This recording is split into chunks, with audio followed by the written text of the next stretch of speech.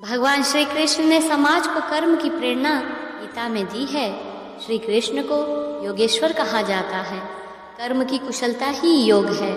कर्म करने का साधन शरीर है।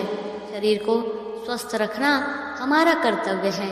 शरीर को स्वस्थ रखने के उपाय भी कर्म का ही एक अंग है।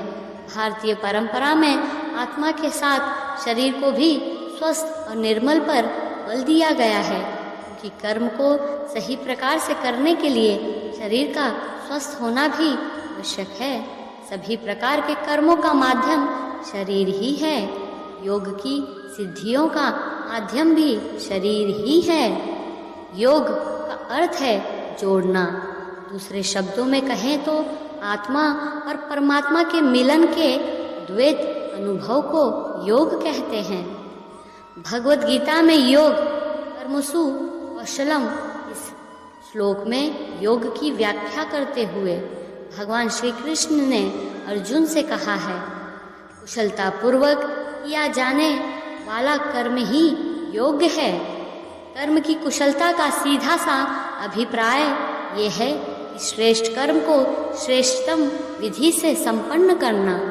जो श्रेष्ठ कर्म श्रेष्ठ विधि से किए जाते हैं, उसी कर्म को महापुरुषों ने पूजा भी बताया है, क्योंकि हमारे वही श्रेष्ठ कर्म एक दिन उस परम प्रभु से योग का कारण अथवा प्राप्ति का माध्यम भी बनते हैं।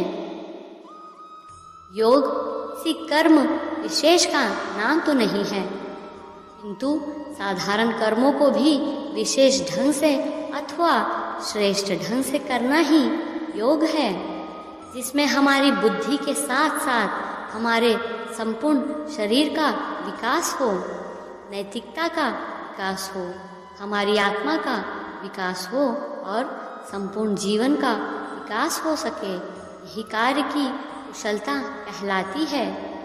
शारीरिक योग हमारे शरीर को और आंतरिक योग हमारी आत्मा को स्वस्थ प्रदान करते हैं। इसलिए तन और मन की स्वस्थता ही योग कहलाती है।